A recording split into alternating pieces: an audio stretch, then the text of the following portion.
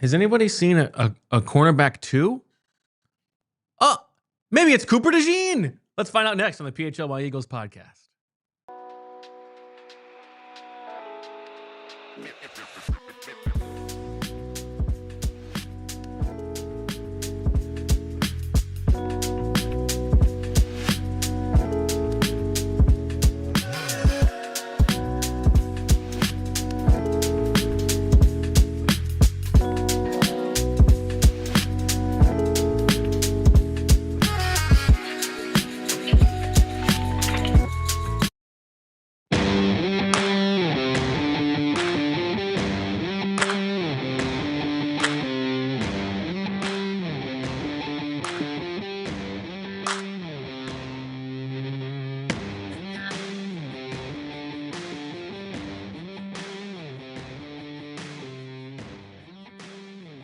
Hello, everybody.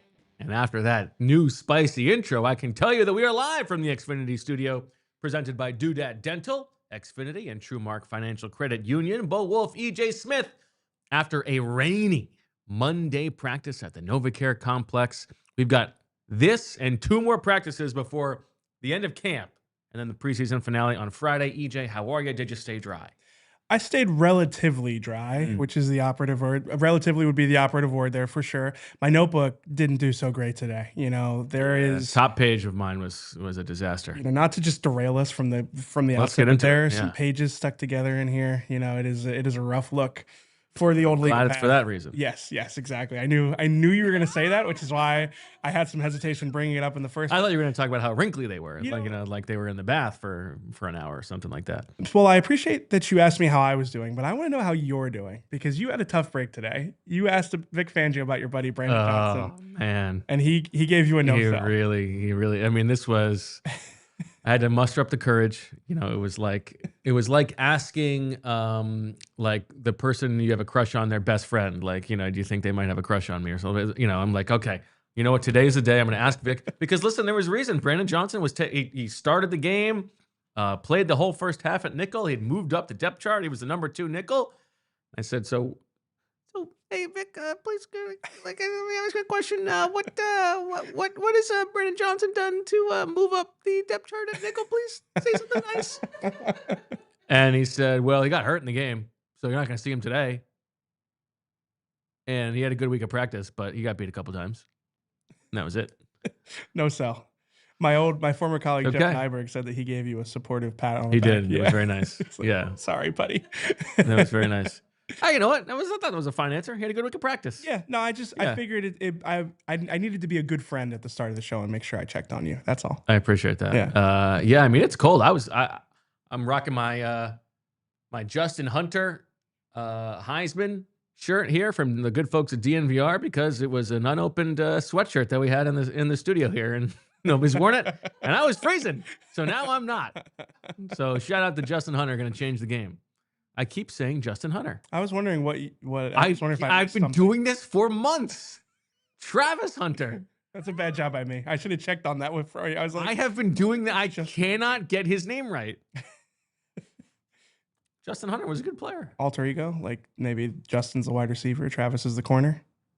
That's not a bad idea. Yeah. I think he wants to be a better wide receiver than Justin Hunter was, though. Okay.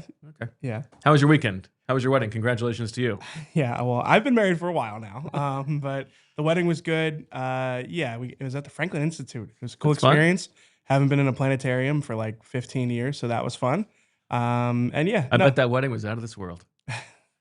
The start time was a little nebulous. That was the best. That was the best time that's my wife's joke. I can't take credit for that joke. But yes, we had fun with that one. So okay. I did watch the game, though. We'll talk about the game later. Okay, we'll talk about the game. You know what? Why don't we get into the game right now? Let's talk about the Ford drive of the game, EJ, presented to you by your local Ford store. Tell me, what was your big takeaway watching this game after the fact? I had 2 big takeaways. The first one was that I feel like we got... If you have 2 big takeaways, do you really have one? Yeah, I think both things can be true, right? Okay. You know, I'm a multifaceted human being and thinker. So... I would say my biggest takeaway was that we got the Andrew Mukuba experience in the preseason, yes, but because we did see him, who's that loser you referred to him on the Saturday pod? Poor Cedric Tillman. Cedric Tillman. A lovely guy. Nothing but respect for him and all that he's fighting for. You know, we are on good terms. So you've issued an apology? No, I know that we're on good terms. All right, fair. He doesn't know who I am, and he'll never know. I don't think so he was too fine. upset by that. The experience of like seeing him push off against Andrew Mukuba and create space that way. Maybe that's a penalty in a well officiated game, but still, that is kind of my concern. Is that one-on-one against bigger players, really, and most players are bigger than Andrew Mukuba. He might have trouble in coverage with the more physical aspects of the game. But with that said, I mean, he more than made up for it with the interception. I mean, the fumble recovery, right place, right time. But still, I think he made enough splashy plays to sort of absolve those one or two catches that you may have to live with a player like him. So I felt like this was kind of a best case Andrew Mukuba scenario as someone who is, I mean, I wasn't skeptical of him when they drafted him, but I think this summer I will most likely leave training camp with some questions about how they can insulate him and about some aspects of the job that he will be asked to do. I think that's all very reasonable. Vic threw some cold water on the performance, said like, yeah, those were just bad plays by the Browns. Yes. I mean, especially the fumble. That's fair. Even the interception is between I feel two like Browns receivers. A little bit more credit, but yes, he said that was their mistake. But I think those are all very reasonable concerns. And let's pull back from the preseason game itself and tell me where Andrew Mukuba practiced today, because it seemed to me like he got more time with the ones. Yes, I called it the lion's share of the reps with the ones. Sidney Brown was the first safety up when they went to team, but he came out pretty quickly in favor of Andrew Mukuba. I mean, he worked with the starters pretty much the entire day, which definitely, as much as Vic downplayed it, definitely feels like a reaction to the preseason game. Now, maybe it's a reaction to him getting healthier and them starting to progress him more. But no, it was noticeable how much more work he got with the ones. And I thought he had a fine day today. I think it was mostly a quiet day for Andrew Mukuba, but yeah, I think day at safety is a good day. Yeah, exactly. I think like going into training camp, my guess was that the Eagles wanted Andrew Mukuba to win this job and unleash Sidney Brown as a special teams demon and sub package. He can be like a real asset in certain sub packages, early downs in situations like that. I think you could find a role for Sidney Brown in this defense still, but as the post safety, we've talked about it before, that's supposed to be a thinker's position in a Vic Fangio system. It's supposed to be somebody that you can trust to handle a lot of responsibilities. I think that Andrew Mukuba is a better fit for it. Again, I think there are some concerns, but he had a solid day today. And I think that this is I feel like he is starting to run away with that job a little bit off of the preseason game. A few more days of training camp where we'll get to see it, but wouldn't surprise me to see him as the week 1 starter after this. I agree with you. I think he will be the week 1 starter. I mean, listen, when you draft a guy in the second round and you don't have a starter at that position, he's going to start eventually. You might as well put him in right away. That's how I feel. But to the larger question of like, what are his weaknesses and how is he going to look? This goes hand in hand with the cornerback 2 problem in my mind, because if you have, we talked about how the secondary is maybe a weak link system, right? But if you have a corner that you're worried about, you can help him out. Yeah. Like there are ways to compensate for that a little bit, but it becomes much harder if you have 2 spots that you have to worry about and cover for, right? And so if Mukuba is going to have, his proverbial handheld defensively, then that means you're not going to give as much help to whoever it is on the outside of corner. So, his development is going to be a very important part of the story of the defense this season. Yeah, especially because they don't have that like Adoree Jackson, like at least, the floor is not so super low, but the ceiling might not be that high. They don't have like that veteran, I mean, maybe like Tristan McCollum. I mean, he doesn't really fit the bill, but maybe like you don't have somebody that you can fall back on, and that is what's interesting about the Eagles doubling down on that Sidney Brown aggressive type safety, where Andrew Mukuba is not exactly that, but he does have that play personality also. And it's interesting because like you don't have Sidney Brown as like, okay, we can stick him in there and we know that it's not going to be catastrophic. Right. They don't have that like they might at corner with Adoree Jackson. So yeah, I do. I think that it's the onus is now on Andrew Mukuba to kind of build off of that and not just have the splash plays and not just maybe make strides in that coverage area against physicality, but really just the consistency aspect of it. That is going to be, that's what the coaches always talk about. I think that is probably the next step. And again, we're not really going to get a chance to see it too much because his ascension has kind of happened so late in training camp. But I think that is going to be important come week 1. And listen, you're talking about a rookie. We can all accept that there are going to be some growing pains here. He hopefully look better by December than he does in September, but you're going to have to take your lumps along the way.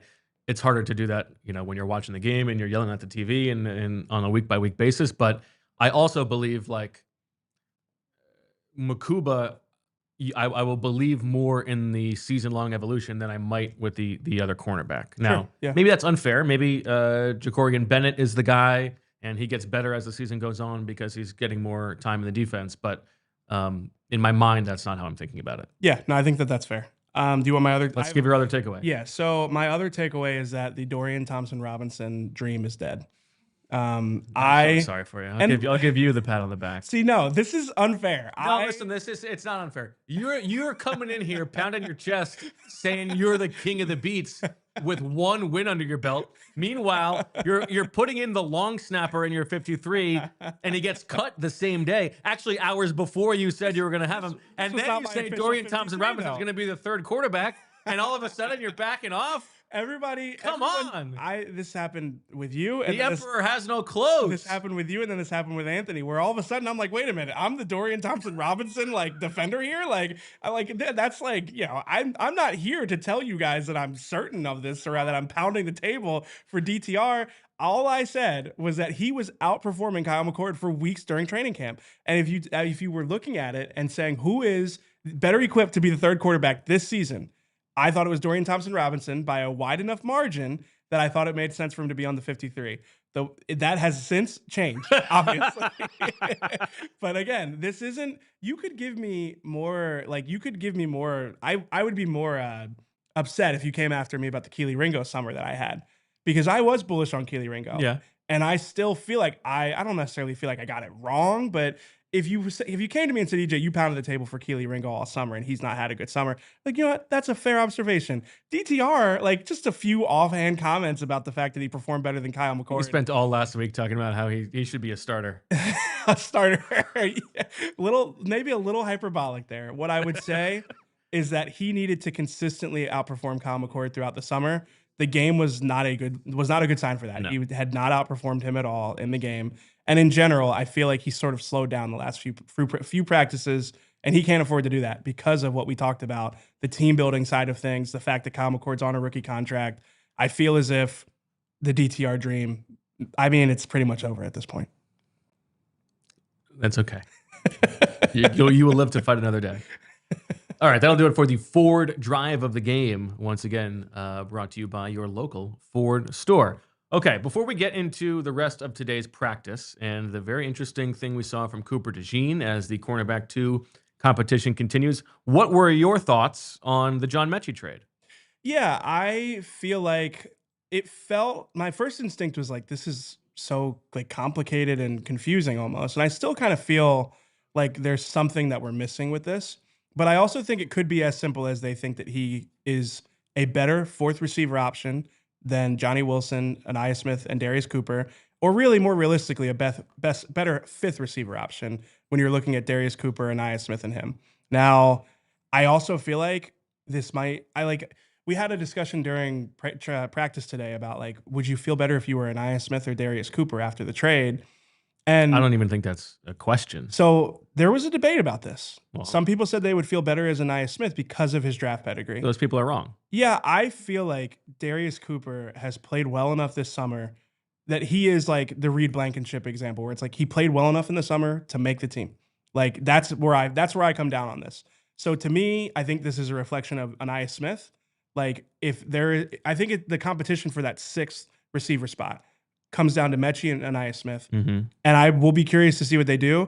Could they sneak 7 onto the 53? I don't think they would do 7. Could they though? We talked about it when we looked at our 53s. It's not a stacked group. It's not it's impossible for them to borrow from other positions. Could they borrow, especially the way the offensive line looked against the Browns? That was the other thing I was going to mention. Yeah.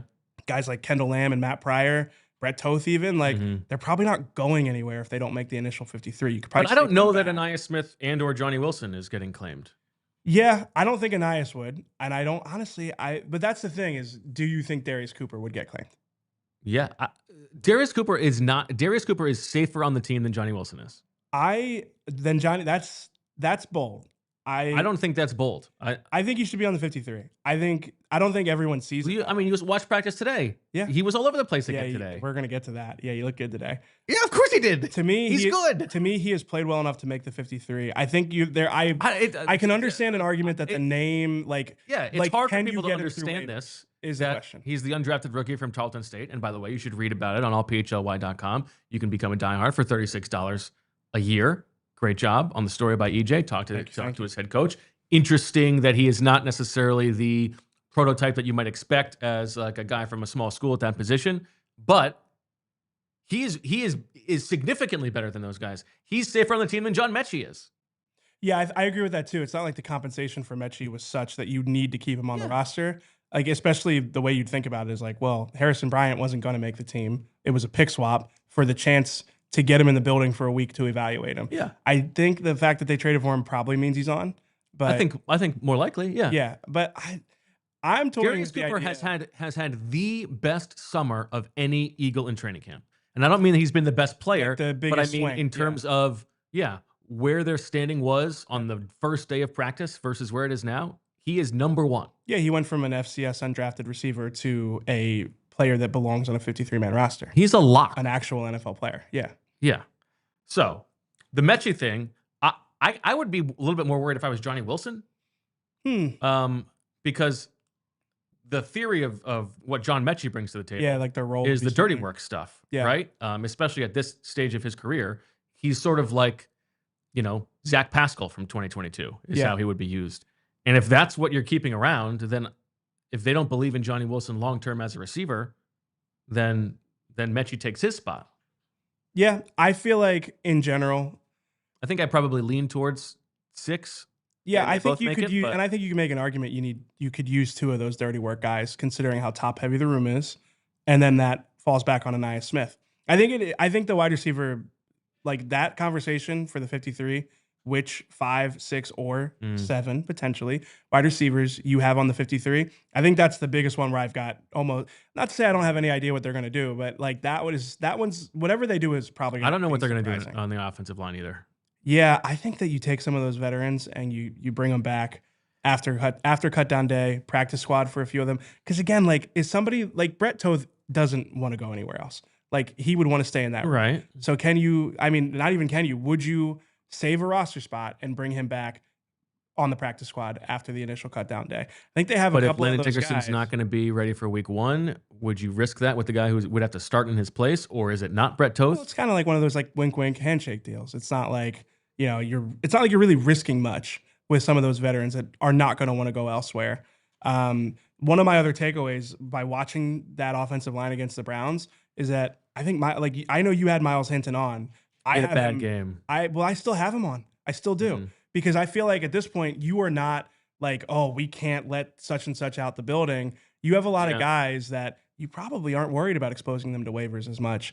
But I think Hinton's somebody that is a beneficiary of like the Kendall Lambs and the Matt Pryors and the Brett Toths maybe being more vulnerable to not being on the initial 53 as they were before. I think it's more, there are going to be 3 spots at the end of the roster where it's like, who do we want to develop? Yeah, or protect from waivers. Right, yeah. And I think Hinton is probably one of those. Yeah. So today, Lane Johnson didn't really practice. So that meant Matt Pryor was the first team right tackle. Yeah. I like Matt Pryor. He's had a very good career, very nice guy to talk to. I think he's a solid guard. Yeah. I struggle with him at tackle, and he struggled in the game at tackle, I thought. Yeah, he gave up pressure to Nolan Smith on a play today. So he definitely has shaky moments. That lack of offensive line depth, it's something that I don't think I had circled as a major concern going into the training camp, but it is something that I have my eye on. They cannot afford multiple injuries across the offensive line like they usually could. And then there was another very interesting thing today, which was that after Brett Toth having taken every rep with the ones at left guard after Landon Dickerson got hurt, Darian Kennard rotated in there today for a few series. Yep. Yeah, he had 2 or 3 series where he was in with the starting offensive line at left guard. Didn't notice him in a good way or a bad way for those series. But yeah, and the other thing that was interesting is that he did not take second team snaps at left guard. He was at right guard with the second team. Trevor Keegan was at left guard with the twos. And Kendall Lamb was taking right tackle reps with the twos. First time really all summer we've seen him on the right side. Yeah, I mean, I think if I had to pick one of those guys to be the swing tackle, he is the choice. It just you don't feel great about it. Yeah. Yeah, they don't have a great option there. They don't. Yeah. Okay. Let's take a break. We'll come back. We'll talk about the possibility of Cooper DeJean on the outside as presaged by Vic Fangio next on the PHLY Eagles podcast. Oh, how about that Ford F-Series, the legendary Ford F-Series, the best-selling trucks in America for 48 straight years. The F-150 blends work-ready toughness and modern-day tech and luxury, just like the Eagles defense. It offers 6 powertrain options, including a hybrid and a fully electric Lightning model. The 3.5L Power Boost Hybrid V6 delivers 430 HP and amazing towing capacity. The best in-class towing of up to 14,000 pounds, depending on configuration. There's also the Pro Power Onboard, which turns your truck into a mobile generator, perfect for job sites or tailgates. It's got the military-grade aluminum alloy body, tough, lightweight, and corrosion-resistant. Advanced Sync 4 system with cloud-based voice recognition and over-the-air updates. All kinds of great features in the Ford F-Series, including the selectable drive modes from mud, sand, snow, tow haul, eco, and more. There's the Ford Blue Cruise hands-free highway driving system, which is available on certain trims. For more information, visit your local Ford store. If you are looking for a Ford truck, you got to go with the F-Series. Next, we're going to talk about some breaking news from Bet365. They pioneered live in-game betting and have 90 million users worldwide. Bet365 Live streams 780,000 events each year and offers the widest range of games and markets available for live in-game betting across 78 sports each year with early payout offers across the NBA and NHL. With the Bet365 early payout offer, you're a winner if your team goes 5 runs ahead with an instant payout on straight bets and parlay selections marked as winners. Download the app and use code PHLY365 when you sign up. New customers can now also get $150 in bonus bets when you bet $5, again, win or lose. Sign up, use the code PHLY365, deposit $10, and place a bet for $5 to get $150 in bonus bets. Bonus bets can be used on the spread totals, player props, futures, and more. Whatever the moment, it's never ordinary at Bet365. Must be 21 or over, physically located in Pennsylvania. If you or someone you know has a gambling problem and wants help, call 1-800-GAMBLER. A couple super chats to get to as we're back.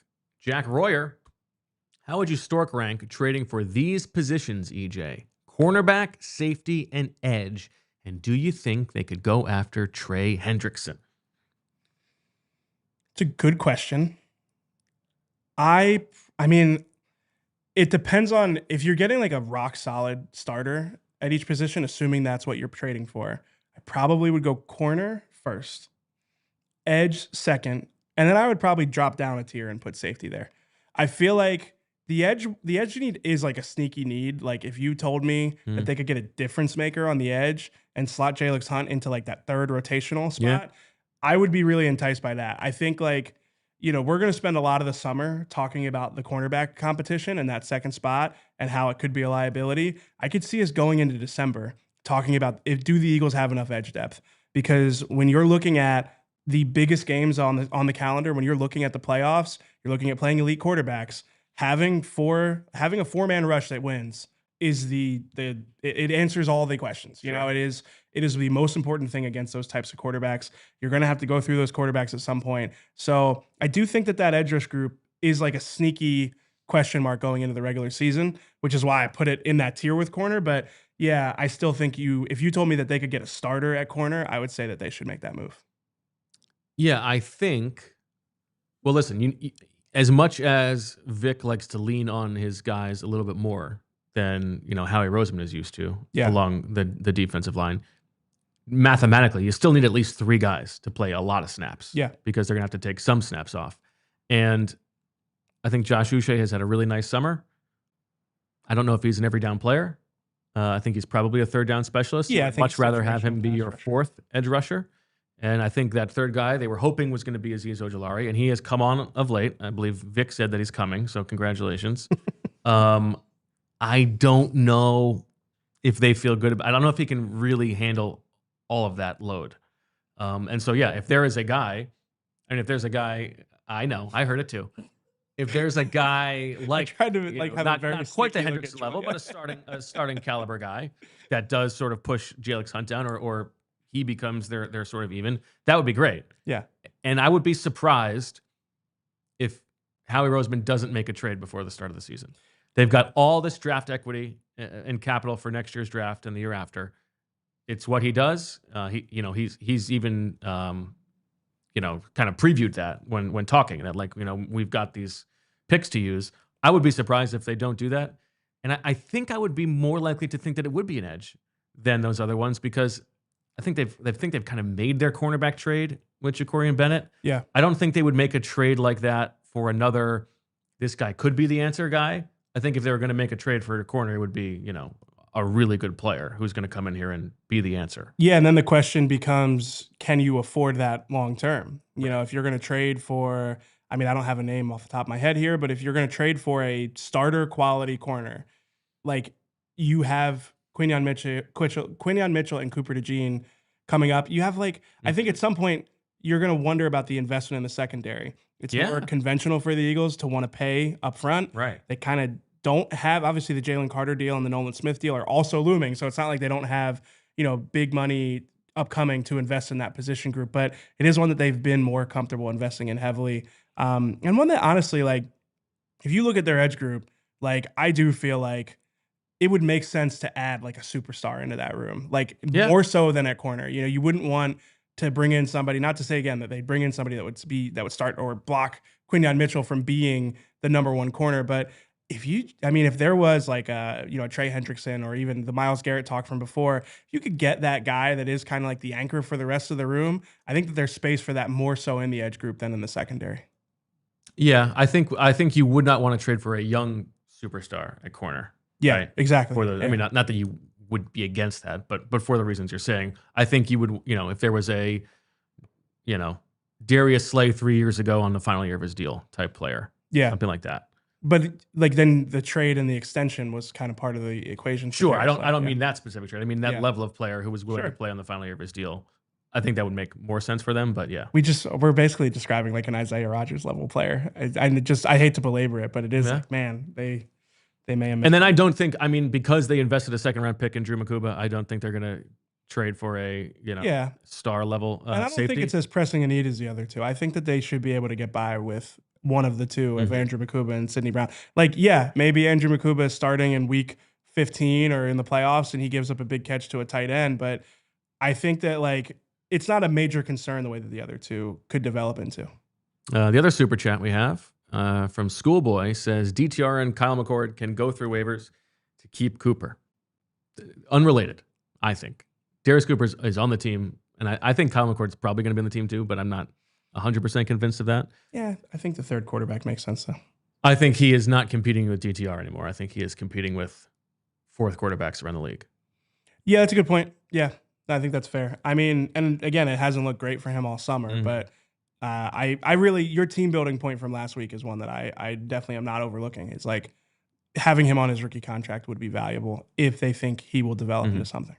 Okay, back to the secondary, because the most interesting thing from practice today probably was when Vic Fangio spoke before practice and was asked about, how come we haven't seen Cooper on the outside all summer after we saw him in the spring? And he's like, well, watch practice today. Yeah. And this is interesting because, this is a time they had the game on Saturday.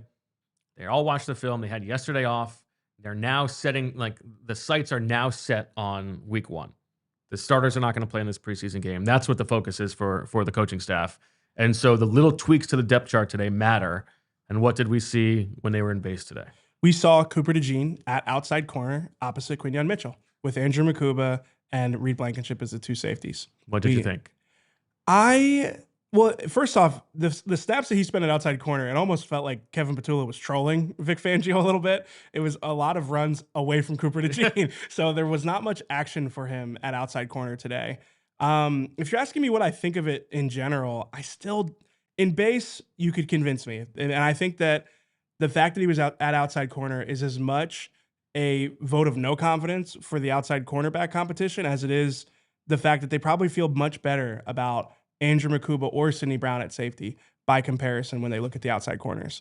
So I think you can look at it either way. Well, if you honestly. And I think we would have said this entering camp, but if you just think about it from a resource allocation standpoint, what they spent on these positions, if you've got 4 spots, it's probably more likely, DeJean's going to be one of them, Quinyon Mitchell's going to be one of them, and Reed Blankenship's going to be one of them. Yeah. It probably makes more sense that you would have your second-round pick be the 4th guy instead of the guy who was a 4th-round pick or the guy who you traded a late-round pick or Thomas Booker for or the guy who you signed for $2 million.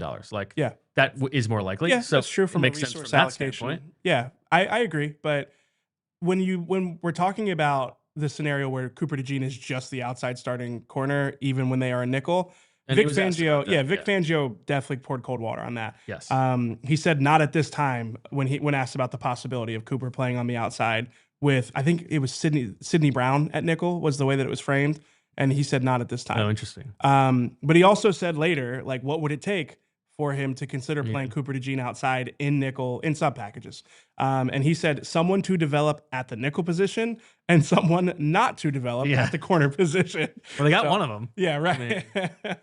And then he said, we haven't really seen him play outside since NC2A. NC2A. Now I'm an NCAA guy. Yeah, me myself, too. But that also is like the same amount of syllables. So in Vic's defense, 2A is shorter.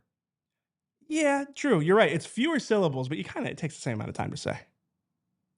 I feel like NC2A does flow quicker than NCAA. You're gonna go AA. There's a bit of a reverb there. This is making me think of like NAACP. Like, okay. I think, but that's double A. I think double A is the right way to say it. Would you ever just say NCAA? Yeah, no one would say NAACP. Yeah, right. Or N2ACP? Yeah. No, it doesn't work. N2ACP. Yeah, I agree with that. Yeah, I think it's got to be double A. NCAA. Bom, bom. MCO. I think, I wonder if that's an old school football guy thing. It's got to be old football. NC2A? Yeah, NC2A. This is back before the NCAA video games. Yeah, definitely. Feels like an old school thing. Okay. I also made a note of that. Yeah, when I heard it. Yeah, definitely perked my ears up. Of all the things Vic Fangio Yeah, that was the most important thing, I thought. But no, and if you look at their options at nickel, like especially with McWilliams, who Vic Fangio said is part of this competition. That was a good question by you. But then he also said he hasn't looked good since coming back from the injury. He looks like he's still injured. That was tough. Yeah, he said like it was funny that he was asked about how McWilliams has looked, and he went, "It's never a good sign." And then basically he was like, "Well, he missed time with his injury, and we're hoping that he can start to show himself." Like again. He missed. So. I don't remember how much time. Let's call it a week. Yeah, you could feel like because McWilliams. Well, you can tell from that Vic liked him in the draft. Like, and this was a guy that Vic liked had him high at the hopes beginning for. of camp, yes. and the injury has been a setback for him. But again, he did mention that he's part of the competition. He said, I enjoyed the way that he described, like the way that each player has gone, because he was asked basically like, is it not ideal that you haven't had someone separate themselves in this cornerback competition? Mm-hmm. And he said like, yeah, like he kind of acknowledged it wasn't ideal, and then he said like each guy, it's pretty clear. Yeah, he said each guy has been doing well. To the best. I think I have it written down here. Hold on, I have to find it here. Yeah, he said they've all done a good job in and of their own way. Which Julia's laughing. It's quite a qualifier for doing a good job. I think if you guys told me I was doing a good job in and of my own way, right. I don't know if that would be the best indicator of how my podcasting has gone so far. You can read that as like they're doing as good as they can do. They're just I don't think we did a good enough job filling out the roster. Yeah, I think my read on that is they are doing the best that they can, but that is not good enough quite yet. Okay. Now, who was the cornerback 2 in nickel today?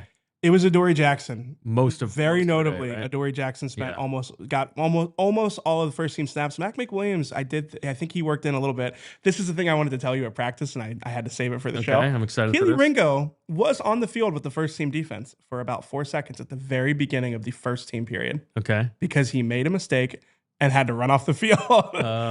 It was like this is like a nightmare scenario. They did split field work. In practice. And he's running out. One's run one field, and the two's run another. Okay, I'm gonna take my spot with the starting defense, and Adoree's like, it's my day today. And he had to run across the field. He had to run across the field and onto the sideline where he watched all of the team sessions.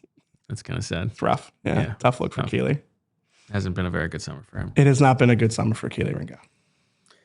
That's too bad. Okay, so we also spoke to Jakorian Bennett after practice today. Water gun to your belly button. Who was it week 1? Bennett or Adoree Jackson? Or Kelee Ringo? It's funny. Or Mac McWilliams? Because we said this during practice. Like, I think there's like a 50% chance that Adoree Jackson starts week 1 and a 50% chance he gets cut next week. Like, I don't know if there's any in between. And I personally don't think it makes the most sense to start him. If you think he gives you the best chance to win, I guess. But, like, I don't know. I think at this point, like, none of your choices are ideal. Think about a long-term play more than just like a short-term Band-Aid. So, to me, I'd lean ever so slightly Jakorian Bennett for week 1. Me too. I think I lean Mac McWilliams by like week 10. Excuse me. Bless you. I don't know how you hold sneezes in. That's impressive. Sometimes it's risky. At this age, you can tweak the back. Oh, that's not what I thought you were gonna say. Oh no, it's the back. Oh, every now and then if I do it and I get a twinge in the back. And listen, we got softball playoffs tonight. I can't be hurting my back. I gotta let that bad boy out. You just gotta sneeze. You gotta let it out. I've never tried to hold in a sneeze. I don't think. Never in your life. No. I don't have, like, my dad will like triple sneeze or like quadruple sneeze. Okay. I've never had that problem before. So just let it fly. People don't want to hear me sneeze on the show. Yeah, well, I'm sure the listeners appreciated it. I wouldn't have minded, for the record. But no, I would probably lean Jakorian Bennett. I think Mac McWilliams is like a week 10 or week 7 swap. I could see it happening. You know, obviously he had the injury that Vic Fangio seems really disappointed that he hasn't really been able to fully get back from yet. But I think that long term, I think that he is an intriguing play in the secondary. I think he could find a role. I think it just might not be by week 1. Yeah. I think it's still more likely to be at nickel, but with Cooper DeJean outside. Maybe. Or at safety if there's an injury. I don't know. Safety I could see more. I don't think it's the best use of Cooper DeJean's skill set to play him outside. I think that's probably true. Yeah. Okay. Okay. Next up, I want to ask you about the chicanery you saw with Jalen Carter. What went on there today? Ooh, yes. Okay. So this was a 3-play sequence. I'm sorry to report. Okay, that's good. It started with, and I'll be honest with you, I won't have very many details on these plays other than what Jalen Carter was up to. Because once you see this start to happen, you're not watching anything else. Yes, exactly. Yes. So it started with Cam Jurgens like throwing a falling Jalen Carter like through the pocket, basically. I don't think it was especially violent or dirty. I think he was falling, and Cam Jurgens kind of gave him the push to get him on the ground. And Jalen Carter did not appreciate that and had words with Cam Jurgens afterward. Moro Ajomo got between them, separated them. And it kind of spilled over into the next play. They're still kind of going back and forth. And Jalen Carter unleashed. I mean, I've seen this man unleash some pretty nasty club moves in my life. Right. Like, we've seen them in games. I mean, this was literally in the ear hole of Cam Jurgens, like as hard as you could. Like illegal? I feel like Jalen Carter has mastered the art of not getting called for those club moves where he hits the mess out of somebody's helmet. Like literally like palm on the ear hole of your helmet. Maybe it would have been illegal. I mean, illegal hands to the face. It was nasty. Okay. And I feel like Jalen Carter goes through. I feel like we haven't seen a lot of that from the. He goes through practice, in my opinion, at like 80% speed, like good enough to show you that like, okay, like he's going to be fine. But like he hasn't been a practice wrecker. And I think it maybe is like courtesy more than anything else for the sanctity of practice. Because we know what he can do in a practice if he wanted to. And that's kind of what he see him do it a little bit more. Yeah, especially in the one-on-one drills, I kind of want to see him unleash something. But he I mean, he hit the mess out of Cam Jurgens. Like, I thought that was the first moment. We have these moments, like, in this sequence, I'm watching it with Dave Zangaro, and we're both like, oh, fight's definitely about to happen. Like, Cam Jurgens isn't going to appreciate that. Jurgens did not react. And then before the third play, Jalen Carter kicks the ball while the offense is setting up, before Cam Jurgens grabs it, Jalen Carter kicks the ball off to the side, and they have to retrieve the ball to run the play. And this is the second time where I'm like, okay, these guys are going to fight. Yeah. And funnily enough, like, that play, there were no fireworks at all. Like, it seemed like they both kind of just didn't want to push it.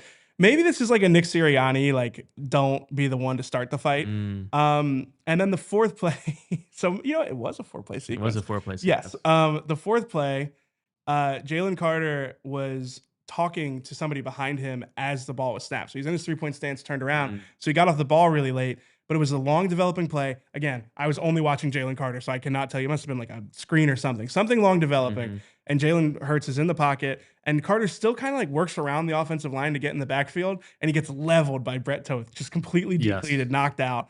And that was the third time. I'm like, this is going to end in a fight.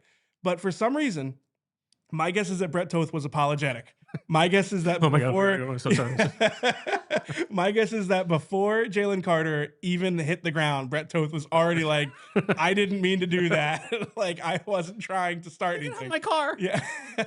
Because, I mean, I think they talked, but it was fine. It was completely diffused.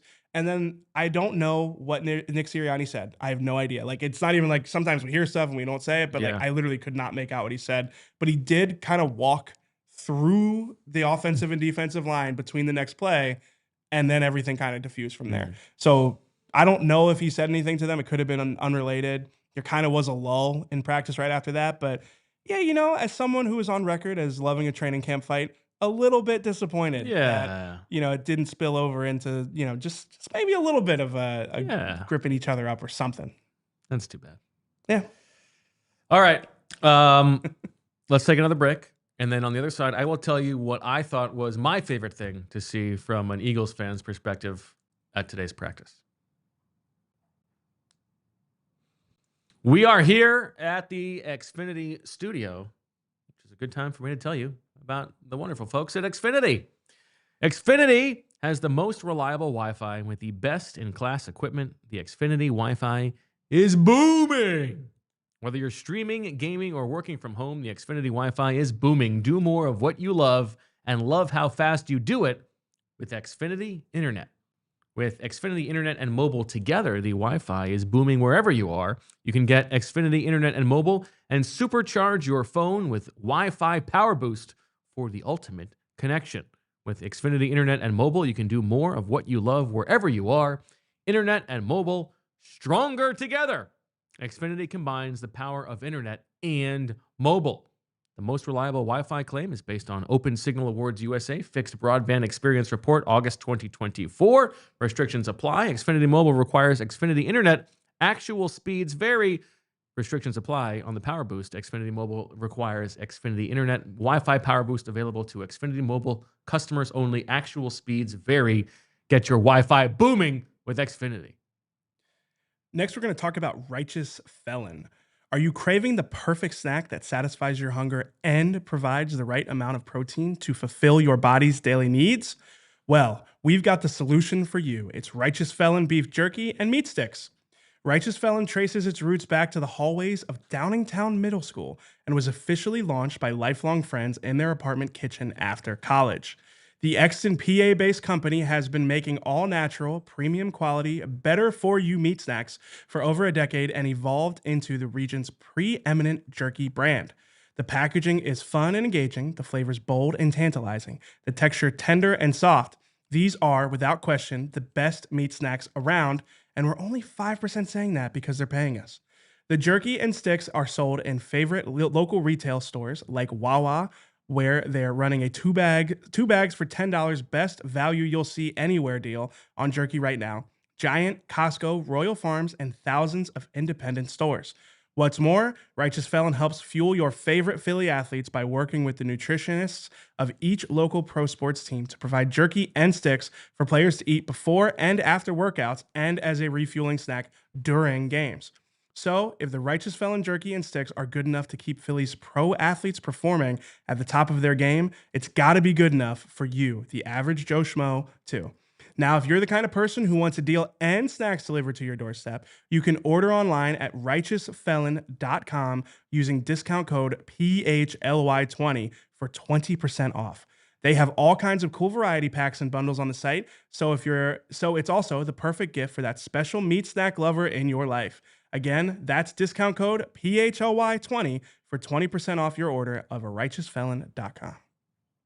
Hey, what was the thing that Vic said about the shoulders with Nolan Smith and why he's on a different side? Yeah, so I think there was some confusion on Vic's part. Okay. We mentioned that Lane is like the most reliable narrator for someone's health. Right. I think he meant that Jalix was dealing with a minor shoulder injury, so they switched him, I think it was from the left side to the right side, so that he didn't have to use his inside shoulder to strike on his pass rush moves. He wasn't on the injury report. It's not something that is like, holding him out of practice, but it was something where I guess Jalix said, I dinged my shoulder, and they said, all right, we'll move it to the other side. Okay. Okay. To me, the best part of practice today for the Eagles was getting to watch Zack Baun on the field in team drills. I was excited to talk to you about this. There's so much like, okay, he was so good last year. He can't be as good as he was, right? That maybe there will be some regression. But you saw him on the field today, and he's so good. And he's carrying guys down the field, step for step. He's running the route for him. He knows what's coming. It was just a pleasure to get to watch him be on the field again. He's so good. Yeah, his range really stands out. We've watched good linebacker play this summer. With Jihaad Campbell, Jeremiah Trotter Jr., even Smile Mondon. We've watched promising linebacker. Well, no, I'd say we watched. Relatively, it's been good linebacker play. But Zack Baun, what stands out is how many different places on the field you see him doing his job well. It definitely stands out. We finally got to see Jihaad Campbell and Zack Baun in the same defense. And I do think it lived up to the expectations. Both of them made plays, especially in the pass game. Jihaad Campbell had a few PBUs. It's tough. We've talked before about Jeremiah Trotter Jr. has not given up this job. He is, he is still getting first team reps, and deservedly so. He has looked good. He also played next to Baun today. Yes, but he gave up a catch to Dallas Goedert over the middle of the field today that is very illustrative of why I don't think he will be a week one starter. He just doesn't have the physical attributes. He doesn't have the length. And those two guys, Zack Baun and Jihaad Campbell, they both have length and range to get to a lot of different things and really do more than what their assignment is in pass coverage. So I think that the ceiling is incredibly high for those guys, and I'm glad we finally got to see them operating together, because I think that is going to be the week one pairing. Well, yeah, you think about it. Obviously, they drafted the guy in the first round. He's going to get on the field eventually. They might as well get him on sooner. But you just think about the types of players that Campbell and Trotter are.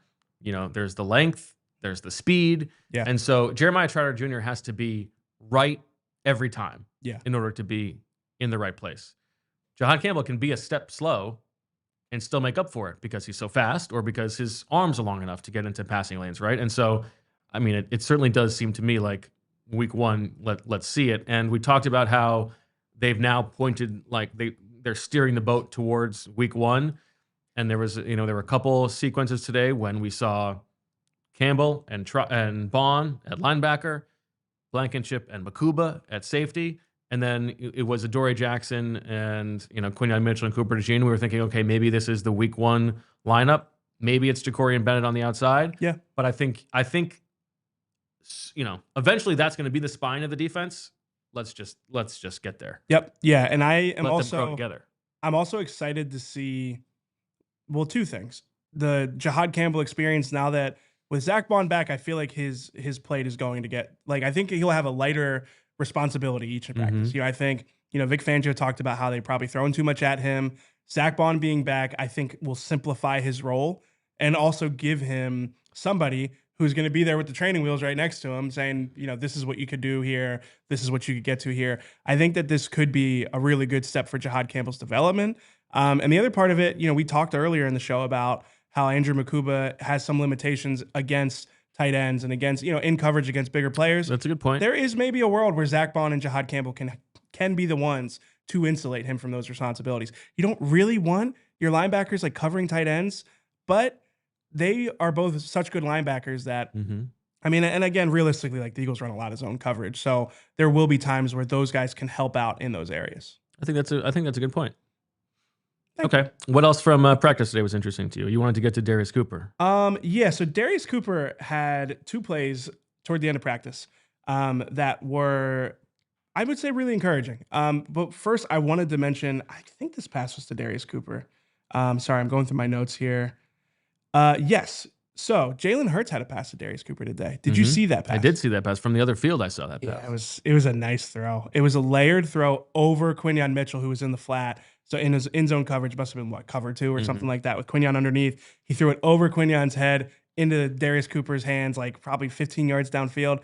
It was a really nice ball. And I do think the fact that like Darius Cooper's still getting reps with the ones, like, come on, what are we talking about here? He had 2 plays later in practice.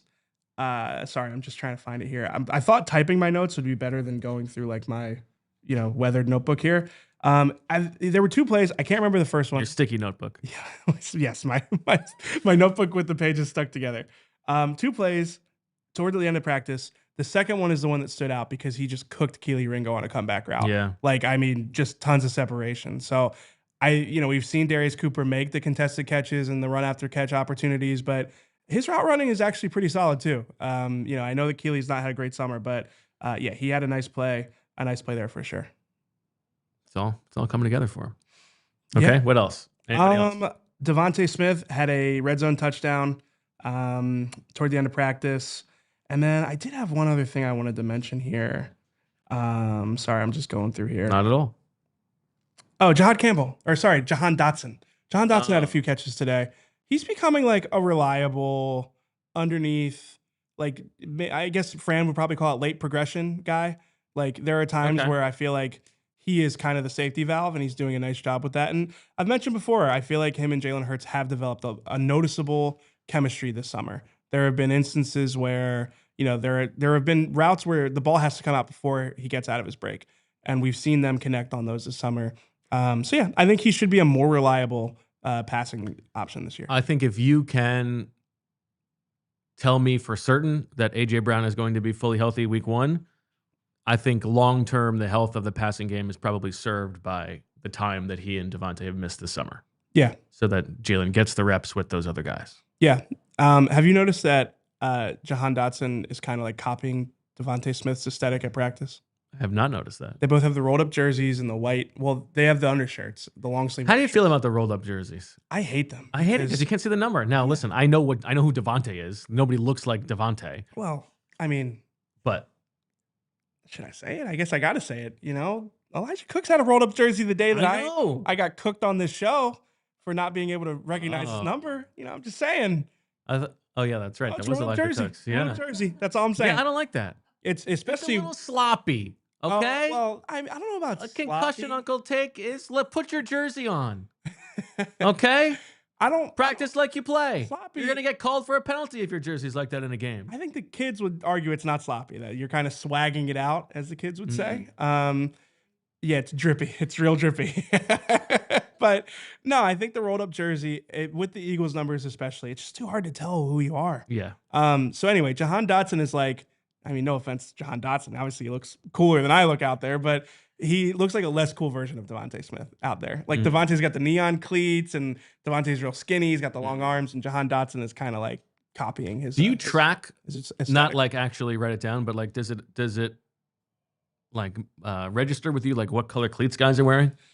Just AJ and Devontae because they wear such like fluorescent. Sure, like those ones, but like white or black. Like there was a conversation behind me with I think it was like kids, and they were talking about what color cleats the guys are wearing, and it like that doesn't even cross my mind. White or black cleats won't register. I will notice I like the Air Jordan 1s, the white and black Air Jordan 1s. Okay. And obviously like because it's always a story like Jalen's cleats, which Jordans he's wearing, I will notice those. But now if you like AJ mentioning, I don't remember where it was, but like a week or two ago, that he doesn't like that Georgia wears black socks and black cleats. Like I've never thought about that before AJ mentioned it. Okay. So AJ Brown's still out with a hamstring injury, by the way. Are you worried? You know, it is interesting that he came back to practice for a few days, Yeah. and then they actually pulled him out again. So I think I wouldn't say worried, but I feel like when he wasn't out there for the joint practices, I felt like it was just like, okay, we're only gonna like the Eagles are really only gonna run team in those on those days. Doesn't really make sense to have him out if he's not going to be in team. The fact that he wasn't out there today probably speaks to they are trying to manage whatever he has and give him as much time as possible to get to 100%. We're still a few weeks out, and I feel like the fact that he is out there watching practice probably suggests that it's not like a major thing or a serious thing. Yeah, not But ideal. Hamstrings are tricky. That's That's always what you hear. So. We have a super chat about Jihaad Dotson. It says, would you make Dotson available for Denzel Ward in a second? I mean, it'd be Dotson and draft compensation, right? Presumably, and I would make him available for that. Absolutely. Yeah, for sure. Yeah. I mean, or would you just give away the draft picks? I mean, if it would make a material difference in the draft picks, I think that would be fine. Yeah, I would do it. You have Darius Cooper. Yeah, but I knew you were gonna. I was about to say, is this like a Darius Cooper take just as much as a Jihaad Dotson take? Yeah. I mean, listen, I'm in mostly agreement with you. I mean, the Eagles offense the Eagles need a second corner more than they need a third receiver. No doubt. So, and I don't know if Darius Cooper is gonna like have actual production next season or this upcoming season, but I also think that Johnny Wilson could probably more career receiving yards from now through the rest of time. Darius Cooper or Jihaad Dotson? Jihaad Dotson. If you had said Anaya Smith, that's too easy though. Darius Cooper or John Metchie? Darius Cooper. Darius Cooper or Johnny Wilson? See, Johnny Wilson's going to have a role in the NFL for a long time. I might have to go Johnny Wilson. He's going to play football for a long time.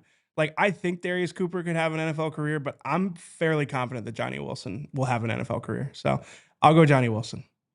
Okay, Darius Cooper or Anaya Smith? Darius Cooper. Okay. I would take him over Johnny Wilson for sure. Really? For sure? For sure.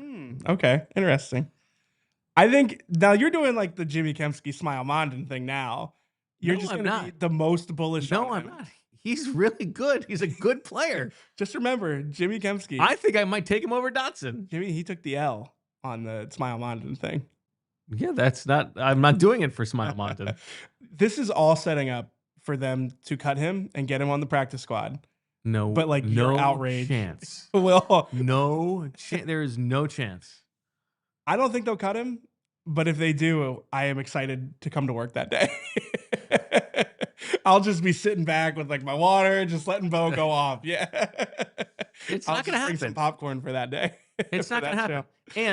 And setting aside the fact that he's on the team, he's going to be, and he is a good player. There is the thing of like, everybody on the team has been at practice too. You cannot look them in the face and say that this guy's not on the team. That is the argument for it. The argument against it is that like we do overweight how much the preseason games and the training camp practices look. Like I get that. I'm usually the one saying be like, man, they cut Darius Cooper. I'm telling you, it's different. I agree with you. I do understand that the argument against it is like they could probably get him on the practice squad. They could not. They would not. We'll see. I mean, we don't listen. I hope they do, just so I can prove that he gets claimed. But I hope if he gets claimed, then I'm going to be sitting in the corner with my popcorn. Of course, he would get. This is like ISO for Bo. Clear out. Of course. You know how many pro scouting departments are watching this show? 31.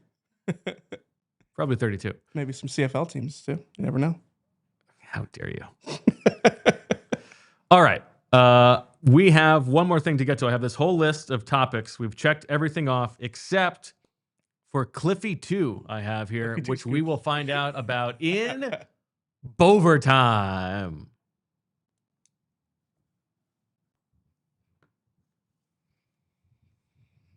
All right, EJ, you said you had something to say here. I mean, we love Cliff. He's welcome here anytime. We do love Cliff. I don't know what else you have to say beyond that. You asked BLG, like, what his favorite thing about Cliff is. You've never asked me that.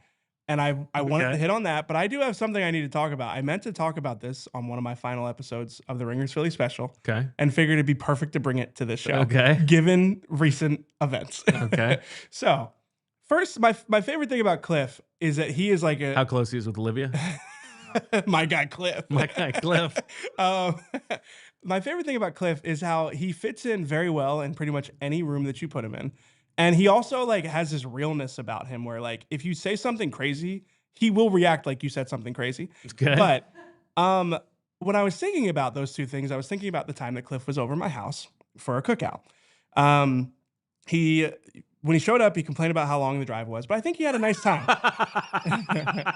He's like, man, you live out in the boonies. And I was like, I mean, not really, but okay, whatever. So, and Cliff had some great conversations with a few members of my family, my dad and my sister, most notably. And my sister called me the next day and she's like, I have someone that I think I could set Cliff up with. Oh. And I forgot to ask Cliff if like he was interested in being set up with somebody that my sister is, I don't know if I'd say friends. I don't know. I don't want to out this person that my sister is thinking of. That would be good for Cliff.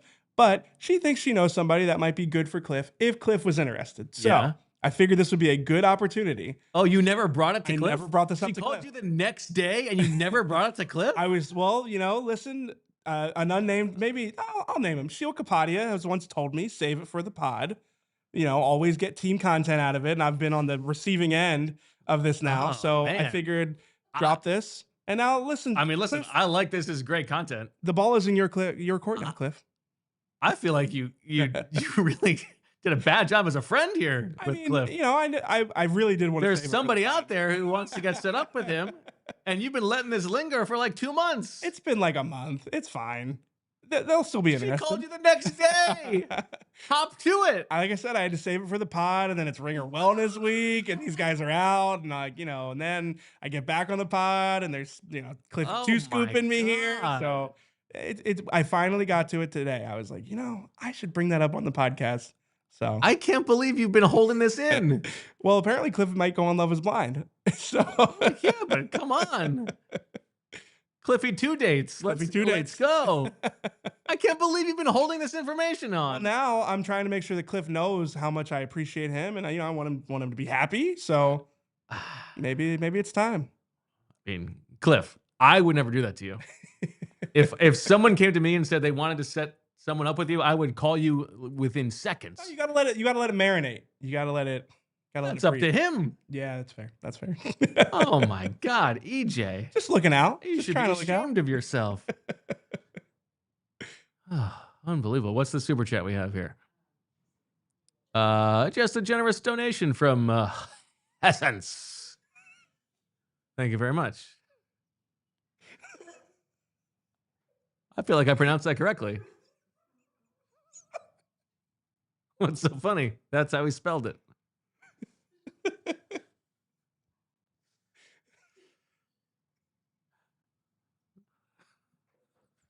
And that's how it's spelled.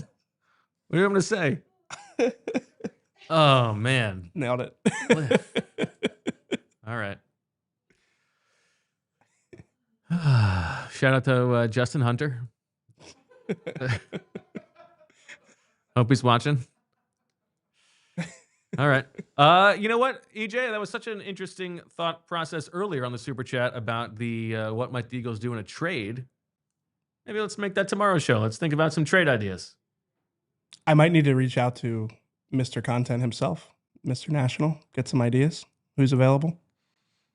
Yeah, tell him you heard that someone named Jessica would like to go on a date with him. It's been decades in the making. Jessica is also my sister's name, so you had me there for a second. I was like, what are you talking about? You got the 2 Jessicas, you got the 2 Julias. I got a lot of J's. Name overlap. Yeah. Are you serious? Do you call her Jessie? I call my sister Jessie. So. Okay. Have you noticed I've been referring to Julia, my wife, Julia, as my wife to not have overlap? No, I haven't. My Julia. My Julia. A little creepy. Yeah. No, it's fine. My Julia is a little creepy now that I'm thinking about